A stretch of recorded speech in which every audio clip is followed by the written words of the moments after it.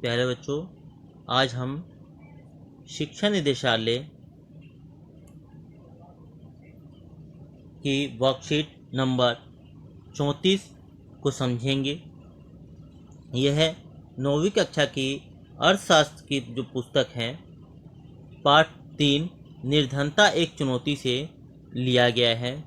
निर्धनता यानी कि निर्धनता गरीबी को कहते हैं, और गरीबी के सामने क्या क्या चुनौती हैं उसके बारे में ये वर्कशीट है। तो आइए हम इस वर्कशीट को समझते हैं। इस वर्कशीट को ये वर्कशीट जो है बहुत ही आसान है। इसे ज़्यादा समझने में ज़्यादा दिक्कत नहीं आने वाली, क्योंकि हमने इस चीज़ों को जो है निर्धनता को बहुत ही करीब से देखा है, आसपास देख भी रहे हैं। तो आइए समझते हैं क्या है निर्धनता। निर्धनता का अर्थ है गरीबी। अब उसको किस तरह से देखते हैं, क्या क्या चीज़ें उसके अंदर हैं। हमने अपने आसपास बहुत से लोगों को देखा होगा जो बहुत ही गरीब हैं। गाँव में भूमिहीन कृषि मजदूर, यानी गाँव में ऐसे किसान जिनके पास खुद की ज़मीन ना हो और वो दूसरों की खेतों में मजदूरी करते हैं। फिर हैं दैनिक मजदूरी वाले, यानी कि आप देखते हो कि जो दिहाड़ी मजदूर होते हैं, रोज़ जो है जाते हैं, काम करने जाते हैं, उसे काम मिलता है और कभी मिलता नहीं है। तो जिस दिन काम मिल जाता है उस दिन पैसे मिल जाते हैं, तो उनको कहते हैं दैनिक मजदूरी वाले।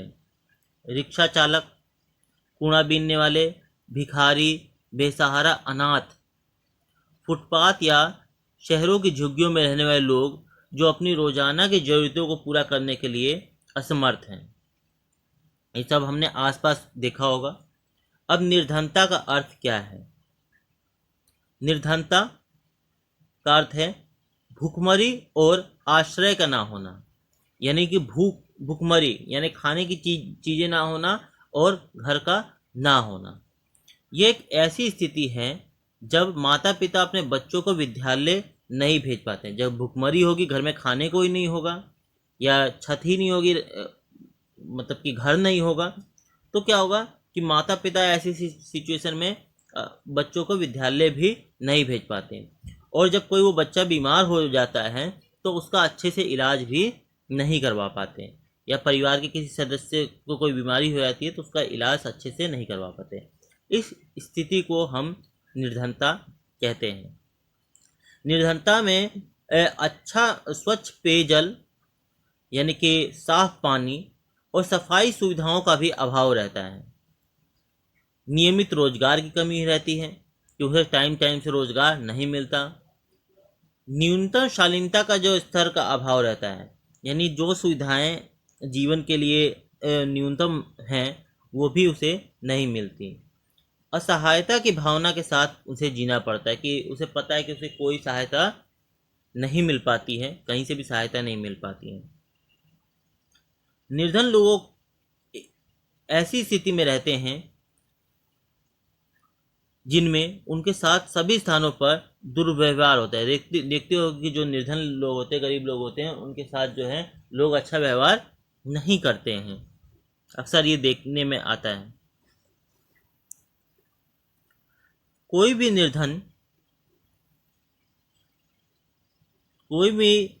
निर्धनता में जीना नहीं चाहता, यानी कोई भी देखते होगे कि निर्धनता में या गरीबी में जीना नहीं चाहता। वो भी चाहता है कि वो अच्छा खाना खाए, अपने बच्चों को स्कूल भेजे और अच्छा इलाज करवाए। आय और उपभोग के स्तर के अभाव के साथ जब निर्धनता को निरक्षरता स्तर, कुपोषण के कारण रोजगार प्रतिरोधी क्षमता, यानी कि जब आय इनकम, जब तनख्वाह जो है कम होती है, उपभोग का स्तर जो है वो कम होता है, यानी कि वो खर्च नहीं कर पाते हैं। अब होता क्या है कि निर्धनता को निरक्षरता स्तर, यानी कि वो पढ़े लिखे कम होते हैं। कुपोषण के कारण रोग प्रतिरोधी क्षमता शरीर में कम हो जाती है, यानी खाना, कुपोषण क्या होता है कि सही से खाना ना मिलने का, पोषण ना मिलने के कारण शरीर में बीमारी से लड़ने की क्षमता कम हो जाती है। स्वास्थ्य सेवाओं की कमी होने लग जाती है, वो सही से इलाज नहीं करवा पाते हैं। रोजगार के जो अवसर होते हैं उसमें कमी आ जाती है। सुरक्षित पेयजल एवं स्वच्छता तक पहुंच की कमी हो जाती है आदि, जैसे अन्य सामाजिक सूचकों के माध्यम से भी देखा जा सकता है। यानी कि हम देख सकते हैं कि हम किसे कहें कि वो निर्धन है, तो हम देख सकते हैं कि निरक्षरता का जो स्तर है उसमें कमी आ जाती है, यानी कि वो ज़्यादा पढ़े लिखे नहीं होते हैं, कुपोषण का शिकार हो जाते हैं, और कुपोषण के कारण जो उनके अंदर बीमारी से लड़ने की क्षमता होती है वो कम हो जाती है। स्वास्थ्य सेवाओं की कमी हो जाती है, सही से इलाज नहीं करवा पाते। रोजगार की कमी हो जाती है, कभी काम मिलता है नहीं मिलता है, साफ पानी नहीं मिलता पीने के लिए स्वच्छ, और आसपास साफ सफाई नहीं रहती है। तो ये सारे सामाजिक सूचक हैं जो निर्धनता की ओर दिखाई देते हैं। अब हम बात करते हैं सामाजिक अपवर्जन की। अभी सामाजिक अपवर्जन क्या है? इस धारणा के अनुसार, यानी सामाजिक अपवर्जन के अनुसार, निर्धनों को बेहतर माहौल और अच्छे वातावरण में रहने वाले संपन्न लोगों से अपवर्जित, यानी कि अलग रहकर केवल निकृष्ट वातावरण में दूसरे निर्धनों के साथ रहना पड़ता है। यानी कि जब हम देखते हैं कि जो गरीब लोग हैं वो बिल्कुल ही जो संपन्न लोग हैं उनसे अलग रहना पड़ता है। सामान्य अर्थ में सामाजिक अपवर्जन निर्धनता का एक कारण और परिणाम दोनों हो सकता है। यानी ये माना जाता है कि जो निर्धन हैं वो जो संपन्न लोग हैं उनसे अलग रहते हैं, तो इसके कारण भी निर्धनता हो सकती है और इसके कारण भी निर्धनता हो सकती है। इसके माध्यम से व्यक्ति या समूह उन सुविधाओं, लाभों और अवसरों से अपवर्जित हैं जिनका उपभोग दूसरे करते हैं, और इसके कारण क्या होता है कि वो सुविधाएं उनको नहीं मिल पाती जो दूसरों को मिलती है। यानी कि वो अच्छे से पढ़ा नहीं पाते, उनको अच्छी स्वास्थ्य सुविधाएं नहीं मिल पाती, उनको स्वच्छ वातावरण नहीं मिल पाता। भारत में जाति व्यवस्था कुछ जातियों के लोगों को असमान अवसरों से अपवर्जित रखा जाता है। यानी कि भारत में जो जाति व्यवस्था है उसके कारण भी कई जो जाति के जो लोग हैं उन्हें समाज में बिल्कुल ही अलग रखा जाता है।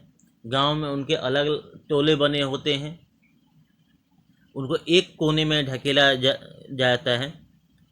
शहरों में भी शहरों में तो खैर कम देखने को मिलता है, लेकिन ग्रामीण क्षेत्रों में ये ज़्यादा देखने को मिलता है। इसके कारण भी क्या है कि जो है ना उन्हें निर्धनता का सामना करना पड़ता है, क्योंकि वो जो है ना तो वो अच्छे से शिक्षित हो पाते हैं, ना ही वो स्वास्थ्य सुविधाओं का उस तरीके से इस्तेमाल कर पाते हैं, तो जिसके कारण उनकी निर्धनता बनी रहती है। तो एक सामाजिक अपवर्जन का कारण जाति व्यवस्था भी है। असुरक्षा। निर्धनता के प्रति असुरक्षा एक माप है जो विशेष समुदायों, जैसे आदिवासी जो समूह हैं, और या व्यक्तियों जैसे कोई विधवा, शारीरिक रूप से विकलांग व्यक्ति के आने वाले वर्षों में निर्धन होने या निर्धन बने रहने की अधिक संभावना जताता है। यानी कि असुरक्षा, यानी सबसे जो असुरक्षित हैं समाज में वो कौन है? वो या तो कुछ समुदाय हैं जैसे आदिवासी समूह के लोग हैं, या विधवा जिनके पति नहीं हैं, या शारीरिक रूप से विकलांग व्यक्ति हैं। यानी कि अगर निर्धनता का सबसे गहरा प्रभाव पड़ेगा तो सबसे पहले इन पर पड़ता है। असुरक्षा का निर्धारण परिसंपत्तियों, यानी कि उस पर कितनी संपत्ति है, शिक्षा, स्वास्थ्य और रोजगार के अवसरों के रूप में जीविका खोजने के लिए विभिन्न समुदायों के पास उपलब्ध विकल्पों से होता है। यानी कि कौन सा समाज कितना सुरक्षित है वो हम देखते हैं कि उसकी संपत्ति कितनी है, उसकी शिक्षा कितनी है, स्वास्थ्य सुविधाएं कितनी हैं, या उनका रोजगार कितना है।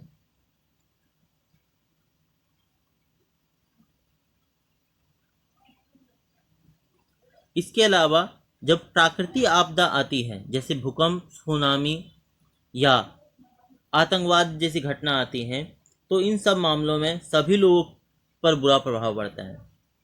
चाहे कोई बाढ़ आए, भूकंप आए या फिर नौकरियों में कमी आए, दूसरे लोगों की तुलना में सबसे अधिक जो प्रभाव पड़ता है और वो है आदिवासी समुदाय, विधवा, शारीरिक रूप से विकलांग व्यक्ति। ये जो समुदाय हैं, इनमें इस जो असुरक्षा है वो सबसे ज़्यादा पाई जाती है। यानी कि जब महंगाई बढ़ेगी, जब भूकंप आएगा, जब सुनामी आएगी, तो इसके कारण जो महंगाई बढ़ेगी उसकी सबसे भारी जो मार होगी वो इन लोगों पे पड़ेगी। फिर बात करते हैं कि निर्धनता रेखा। तो निर्धनता रेखा क्या है कि हमने देखा होगा कि शहरों में, गाँव में जो राशन कार्ड है वो कई तरह के बने हुए हैं, जैसे कि APL कार्ड और BPL कार्ड। BPL कार्ड मतलब कि बिलो पॉवर्टी लेवल, यानी जो निर्धनता रेखा के नीचे लोग रह रहे हैं, उन्हें जो आपने देखा होगा कि जो है राशन की दुकानों पर फ्री में या बहुत ही कम कीमत पर जो है अनाज उपलब्ध हो जाता है। तो आखिर में ये लोगों का निर्धारण कैसे होता है कि कौन से लोग निर्धनता रेखा के नीचे हैं? किसी व्यक्ति को निर्धन माना जाता है यदि उसकी आय और उपभोग का स्तर न्यूनतम स्तर से नीचे जाए, यानी कि उस व्यक्ति को निर्धनता रेखा के नीचे माना जाता है जिसकी आय जो होती है, इनकम जो होती है, यानी आय मतलब सैलरी, वेतन जो है वो बहुत ही कम होता है, जो न्यूनतम लेवल है उससे भी कम होता है, जो मूल आवश्यकताओं को पूर्ण करने के लिए बहुत ही कम होता है। अब मूल आवश्यकताएं क्या हैं? जैसे कि खाने की सुविधा, स्वास्थ्य की सुविधा, शिक्षा की व्यवस्था। तो ये जो मूल आवश्यकताओं को वो पूरा नहीं कर पाता है। मूल आवश्यकताओं को पूर्ण करने के लिए आवश्यक वस्तुओं विभिन्न कालों एवं विभिन्न देशों में भिन्न भिन्न है। अतः काल एवं स्थान के अनुसार निर्धनता रेखा विभिन्न हो सकती है, यानी कि हर जगह जो मूल व्यवस्था है वो सब जगह अलग अलग है। प्रत्येक देश एक काल्पनिक रेखा का प्रयोग करता है जिसे विकास और उसके स्वीकृत न्यूनतम सामाजिक मापदंडों के वर्तमान स्तर के अनुरूप माना जाता है। कि सरकारें जो हैं वो न्यूनतम सामाजिक मापदंड को निर्धारित करती है कि अगर ये चीज़ें होंगी तो जिसके पास नहीं होंगी तो हम उसे निर्धनता रेखा के नीचे मानेंगे। जैसे भारत में निर्धनता रेखा के निर्धारण करते समय जीवन निर्वाह के लिए खाद्य की आवश्यकता, यानी खाने की आवश्यकता, कपड़ा होना चाहिए व्यक्ति के पास, जूते हो, ईंधन खाना बनाने के लिए, प्रकाश हो, यानी कि घर में उजाले के लिए कुछ रोशनी की व्यवस्था हो, चाहे बिजली हो चाहे दिए हो, इस तरह से। शैक्षिक एवं चिकित्सा संबंधी आवश्यकताएं, क्यों शिक्षा की व्यवस्था हो और फिर उसके स्वास्थ्य के लिए व्यवस्था हो। ये सारी चीज़ें अगर जिनके पास नहीं होंगी तो इन्हें हम निर्धनता रेखा से नीचे मानेंगे। निर्धनता रेखा का आकलन करते समय खाद्य आवश्यकता के लिए वर्तमान आधार किसी व्यक्ति के लिए कुल कैलोरी आवश्यकताओं पर आधारित है। यानी इस समय जो हम निर्धनता रेखा का निर्धारण करते हैं वो कैलोरी जो आवश्यकताएं हैं उसके अनुसार करते हैं। जैसे कि आपने कोई भी बाहर से सामान खरीदते हैं तो उस सामान के पीछे रैपर पे आप पढ़ेंगे कि इसको खाने से कितनी कैलोरी यानी कितनी ऊर्जा मिलती है। तो उस ऊर्जा के आधार पर ही हम मानते हैं कि कौन कितना निर्धन है या नहीं है। भारत में जो निर्धनता को माना जाता है वो इसी तरह से माना जाता है। जैसे कि जो गांव में रहने वाले हैं, जो ग्रामीण लोग हैं, उनके लिए जो कैलोरी है वो 2400 कैलोरी है। जो शहर में रहने वाले जो लोग हैं उनके लिए जो कैलोरी है वो है 2100 प्रति व्यक्ति है। यानी कि अगर गांव में जो हैं उन्हें एक दिन में किसी व्यक्ति को 2400 कैलोरी मिल जाती है खाना खाने में, तो वो निर्धनता रेखा से नीचे नहीं है। इसी तरह शहरों में अगर 2100 कैलोरी मिल जाती है तो निर्धनता रेखा से नीचे नहीं है। अब इस कैलोरी के लिए हमें चाहिए क्या? इतनी एनर्जी के लिए उसमें दाल होनी चाहिए, सब्जियां होनी चाहिए, दूध होना चाहिए, तेल होना चाहिए, चीनी होना चाहिए। इन सबको मिलाकर कैलोरी बनती है। हालांकि छोटे बच्चों के लिए कैलोरी कम हो सकती है, लेकिन जो एक वयस्क है उसके लिए ये कैलोरी का मापदंड सरकार द्वारा बनाया गया है। इसी के आधार पर भारत में निर्धनता का निर्धारण किया गया है, कैलोरी के आधार पर। अब आप देख रहे होंगे कि शहरों में तो गाँवों में तो कैलोरी की मात्रा ज़्यादा है, जबकि शहरों में कैलोरी की मात्रा कम है। ऐसा क्यों? क्योंकि गाँवों में कैलोरी जो लोगों में कैलोरी जो है वो ज़्यादा चाहिए, क्योंकि वहाँ पे हार्ड वर्क होता है, वहाँ पे जो मेहनत वाला काम होता है। जबकि शहरों में जो है कैलोरी जो है वो कम चाहिए, क्योंकि यहाँ का जो काम होता है उसमें इतनी ज़्यादा मेहनत गांव की अपेक्षा कम मेहनत होती है। और ज़्यादातर आप देखोगे कि ऑफिस में काम करना, बैठे बैठे काम करना, इस तरह के काम शहरों में ज़्यादा होते हैं, तो इसलिए उसमें जो ऊर्जा होती है वो कम लगती है। तो ये आपकी जो वर्कशीट है, अब हम कुछ इसके प्रश्न हैं उसको देख लेते हैं। जैसे निर्धनता के क्या क्या लक्षण हैं, ये आपका पहला प्रश्न है। निर्धनता के क्या क्या लक्षण हैं, तो हम इसके अंदर ये बताएंगे कि निर्धनता में क्या क्या होता है, किन किन चीज़ों की कमी होती है जिसके कारण हम कहते हैं कि ये निर्धन है। तो आप जब इसे पढ़ेंगे, इस पूरे पैराग्राफ को जब ध्यान से पढ़ेंगे, तो इसमें आपको निर्धनता की कई सारी जो विशेषताएं हैं वो इसमें मिल जाएंगी। तो इसको आप ध्यान से पढ़ेंगे।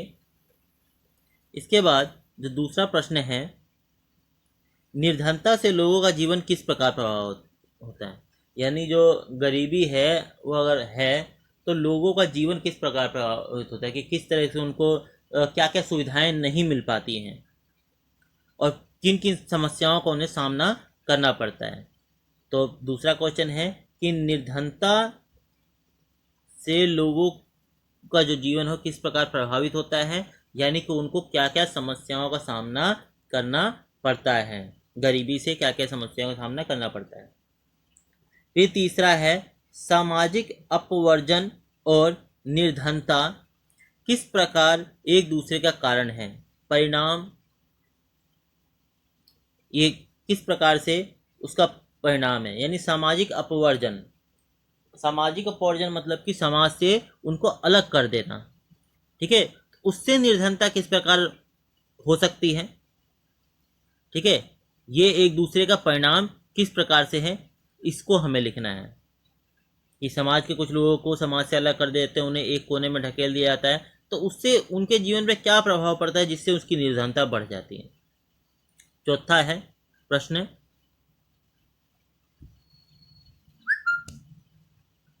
निर्धनता रेखा को निर्धारित करते हुए किन किन बातों का ध्यान रखा जाता है, यानी कौन कौन सी बातें हैं जिनसे निर्धनता को निर्धारित किया जाता है, किस किस चीज़ की कमी के कारण निर्धनता निर्धारित किया जाता है, या कौन सा भारत सरकार ने किस प्रकार से निर्धनता को निर्धारित करने के लिए कुछ मापदंड बनाए हैं, जिसे हमने पढ़ा भी था अभी। फिर है पांचवा प्रश्न, निर्धनता किस प्रकार एक सामाजिक और आर्थिक चुनौती है। सामाजिक यानी समाज में निर्धनों के साथ कैसा व्यवहार होता है, और आर्थिक चुनौती कैसे है, किस प्रकार से उन्हें रोजगार की समस्याओं का, उन्हें शैक्षिक समस्याओं का सामना करना पड़ता है। तो इस प्रकार आप अपने विचार इसके अंदर लिखेंगे कि निर्धनता किस प्रकार सामाजिक में समाज का लिखना है कि निर्धनों के साथ समाज में किस प्रकार का व्यवहार होता है, आर्थिक में उसकी आर्थिक स्थिति को, पैसे संबंधित चीज़ों को लिखना है। इस प्रकार से ये आपकी वर्कशीट आज की जो है वो पूरी होती है। आप इसे ध्यान से पढ़ेंगे, ठीक है, और प्रश्नों के उत्तर देंगे। यदि आपको कुछ समझ नहीं आएगा तो आप पूछेंगे और ग्रुप में इसको सेंड करेंगे। धन्यवाद।